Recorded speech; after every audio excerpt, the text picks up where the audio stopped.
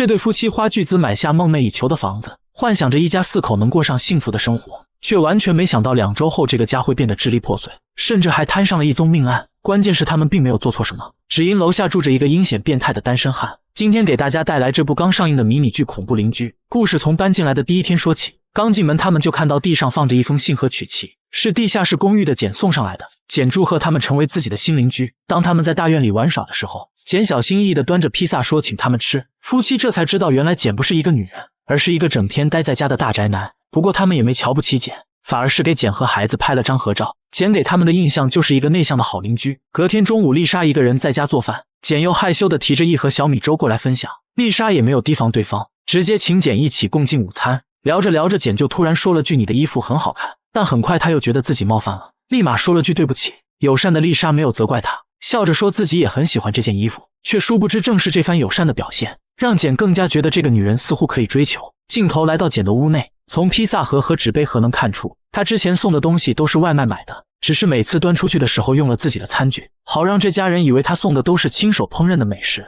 给人一种十分真诚的感觉。晚上丽莎洗澡的时候，水流顺着下水管流到地下管道，仅仅是水流声就能让简如痴如醉。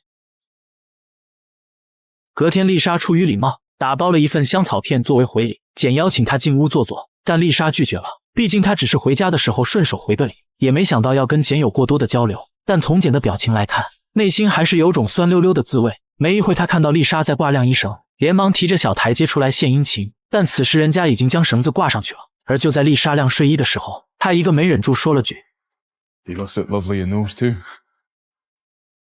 这话吓到了丽莎，一时间也不知道怎么回应她，简只好灰溜溜地提着台阶回了屋。丽莎将这件事告诉老马，但是不太确定自己刚刚是不是听错了。至此夫妻俩开始觉得这个邻居有些奇怪，但也没太放在心上，只要下不为例就不计较了。不过出于本能的保护，丽莎路过简的窗户时还是有了些提防，她不敢往地下看，只是一味的快速走回家。但关上门，她又感觉自己多虑了，自言自语的提醒自己别想太多，却殊不知傍晚接孩子放学回来，就收到了简的表白信和玫瑰花。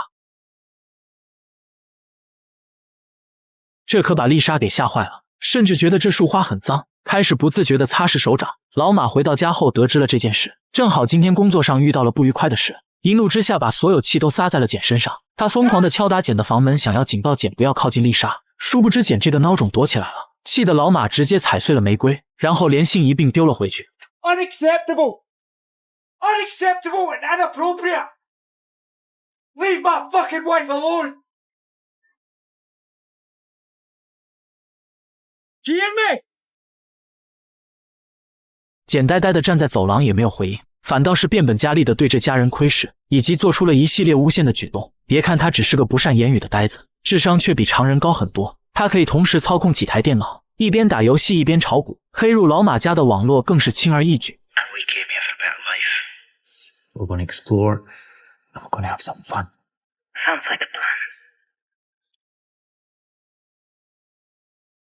更离谱的是，第二天他们就收到了警方来信，原因是简举报听到楼上的打闹声，听起来像是老马夫妇对孩子干了难以形容的事。警方怀疑他们虐待孩子，当晚老马就把警察叫过来，希望能在警察的帮助下跟简当面协调，可惜简又躲了起来。警方说之后会有儿童保护机构介入调查，夫妻俩真是百口莫辩，不知道怎么跟警察证明自己没有干过那种事。为此他们求助了律师，向律师讲述了表白信的事，可是老马当时把信封丢回去了，根本没有证据在手。律师就此解释了当地的法律，当某个人的行为对另一个人造成恐慌，那这种行为必须是2次或2次以上，另一个人才能向法院举报这个人。言下之意就是他们必须收集到2张那样的信才能举报简。目前能做的就是尽可能收集和保留证据。老马很不耐烦，认为请了个没用的律师，他只想尽快解决这个烦恼，于是在没有征求丽莎同意的情况下，独自跑去儿童保护机构协助调查，希望能就此证明他们是无辜的。丽莎得知这件事后跟他大吵一架，他认为这无疑是向简低头，你没做过的事为何要去证明呢？这晚丽莎不让老马回房，让他睡大厅去，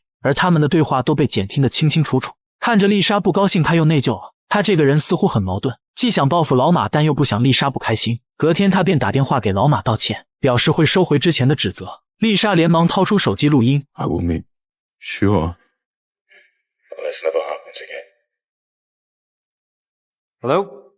可是只录到了这句话，保证什么事不再发生吗？不清不楚的好像也不能作为证据。着急的老马连忙冲下楼，举着手机拍摄，希望能当面录下简的承诺。然而简还是一如既往地躲了起来，而且还是躲到一家洗衣店内。老马回到家，丽莎告诉他收到了律师来信，看了信里的内容后，夫妻俩都以为是律师函起了作用，简才会打电话回来道歉，以为这场闹剧会到此为止，却万万没想到事情只会愈演愈烈，甚至会摊上一条人命。事后丽莎安心到新岗位上工作，老马也因为工作上有好转而感到开心。当他神清气爽地下班回家时，恰好看到简的房门没有关，好奇的他走了下去。 Hello? 一个修理工走了出来，老马问住在这的简去哪了。修理工说我不认识简，这个公寓是洗衣店老板的。老马问那简的人去哪了，修理工说我只是过来换散热器的，没有看到其他人在这。老马高兴坏了，他以为简搬出了地下公寓，当即开了一支香槟跟妻子庆祝。然而他们都猜错了，简根本没离开公寓，他对老马一家的窃听风云也没有中断。这晚有客人到家里做客，夫妻俩跟朋友聊起了最近的遭遇，他们形容简是个令人毛骨悚然的变态怪胎，这话又一次激起了简的报复心理。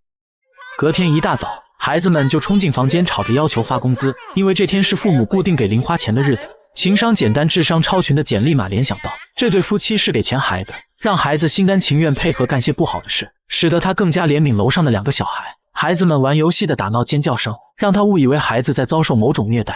儿子不小心把单车摔下楼，丽莎只不过是用亲吻的方式安抚儿子的情绪，而简对此却浮想联翩，在楼下急得直跳脚。听闻孩子们出门的脚步声，他连忙冲出去拦着小孩。丽莎问他到底想干什么，简大声地对路人说这个女人虐待孩子。话音刚落，接到举报的警察便赶了过来。She was making them take the clothes off and do things. Oh my god! And they were screaming, they were going, ow, ow, ow, and ow, ow, ow, and they were asking her to stop. 简还告诉警察，他们付孩子每人10磅工资，让孩子们干那种事。就这样，警察将丽莎带回了警局审问。而在外地出差的老马还在跟女老板谈生意，所以多次拒绝了丽莎的电话。合作谈得十分顺利，结束时女老板让老马等1小时，到时候在305号房见面。老马笑眯眯的也没拒绝对方，却在女老板离开后接到了丽莎的电话。家里又出事了，老马不得不连夜赶回家里。可夫妻俩还没聊2句，丽莎就闻到老马一身酒气，一把将他推得远远的。原来是为了喝酒才不接我电话，这让老马更加恼火了，恨不得立即撕了简。他跑到楼下疯狂踹门找简算账。简又把警察叫了过来，老马向警察解释是简捏造事实，警察也不想听他解释，只是提醒他情况已经很紧张了，不要因为情绪把事情搞得更复杂。实在没办法，老马只好咽下这口气。他在沙发上睡了整整1晚，醒来时已是大中午，完全没预料到接下来发生的事到底有多严重。丽莎打来电话提醒他，昨晚你睡得太沉了，我帮你接了一条留言，你看了留言再说吧。老马立即打开留言信箱。Up there and thinking maybe you forgot my room number, in which case it's very good. 这下好了，不但没有把简的事处理好，反倒是家快要散了。老马再次找到律师咨询，可律师说最好的办法是什么都不做。 My advice. What? To do nothing? You're fired. 老马又找到地下公寓的业主，希望业主能把简赶出去。可简是业主的干儿子，自然是不会答应这个要求。哪怕老马说要出高价买下地下公寓，业主也没有答应。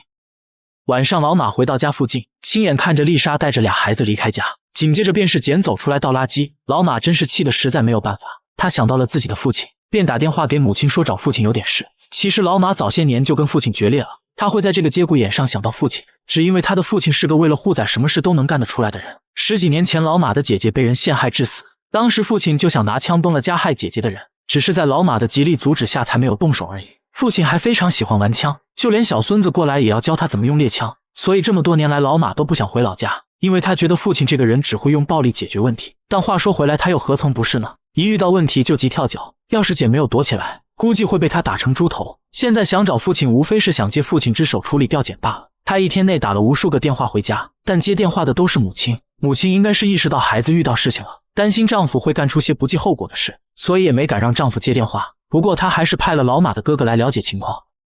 这天老马接到丽莎的电话，丽莎想让他把孩子的玩具送过去。这番对话被简偷听到了，他这才意识到丽莎离家出走了。要知道他本来就有点喜欢丽莎，现在看不到人了，心里总感觉空落落的。再加上如果这对夫妻真的不是好人的话，又怎么会在孩子上花心思呢？他开始内疚自己是不是误解了这对夫妇，于是打给老马说要撤销控诉。简说我不确定当时发生了什么，可能真的是我误解了吧。可话说到一半，老马的手机没电关机了，好不容易简肯撤销控诉，这可把他给急坏了，连忙冲下楼找简，强压着愤怒跟简解释是手机没电了。 Fight your wife.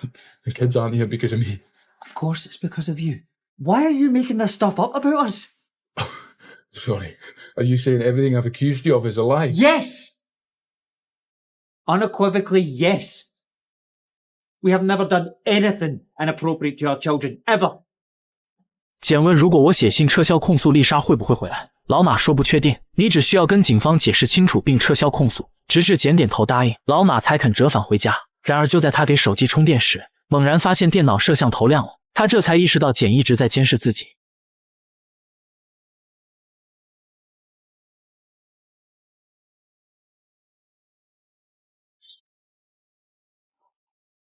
老马刚想下去算账，门铃又响了，来者正是他的暴力老爸。原来是哥哥把事情告诉了父亲，老马火烧的心顿时凉了一半，很担心父亲会杀了简。父亲一边从包里拿出手枪，一边嘱咐老马给自己倒杯茶。老马嘴上答应着，内心却寻思着该怎么办。他飞速跑上楼，拔掉所有电子产品的插头，希望不要被简偷听到他和老爸的对话。慌乱之中，他发现孩子的玩具机器人似乎也被入侵了。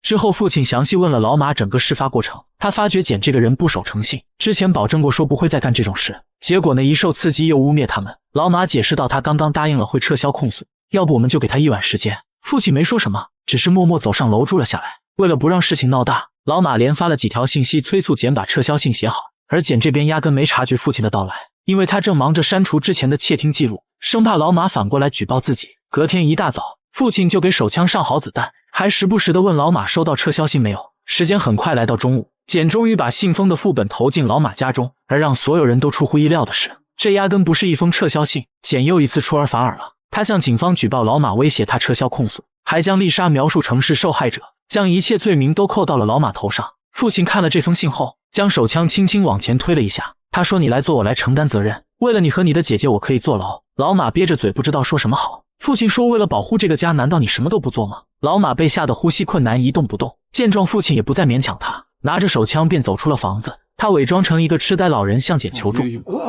I'm lost. Let me get you some water. You made my son's life a misery. 老马听到枪声的那一刻，吓得趴在洗手池干呕，而父亲则淡定地擦拭着手枪。很快，警方逮捕了父亲。事件调查清楚后，警方撤销了对夫妻俩的控诉，而父亲则被判刑了18年。但事情到此还没有结束。之后的日子，老马整天郁郁寡欢，对妻子说的话不理不睬，也提不起精神陪孩子。他多次申请想见父亲，却都被父亲拒绝了。直至这天，父亲终于同意见一面。他问父亲为何不想见自己，父亲说：“你还要照顾老婆和孩子，生活还得继续，而我在这过得很好。”老马说：“为什么你愿意这么做？难道是因为小时候我阻止了你自杀吗？所以你才想补偿我和姐姐吗？”这是老马的心结。他痛恨的父亲居然会为自己干这种事。父亲让他不要想太多，你和姐姐都是我的骄傲。此时画面又倒回去案发当天，父亲提着枪走下地下公寓，但开枪的并不是他。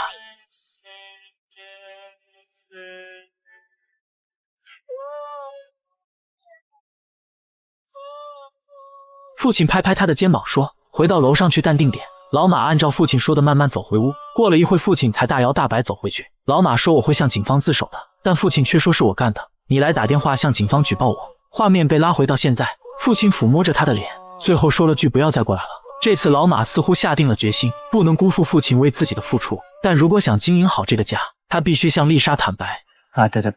I killed Jan. I know. I haven't said anything. What's it worth if you made to say it? Wish I hadn't. Are we gonna be okay? Don't know. Bex. All I want is for us to be a family.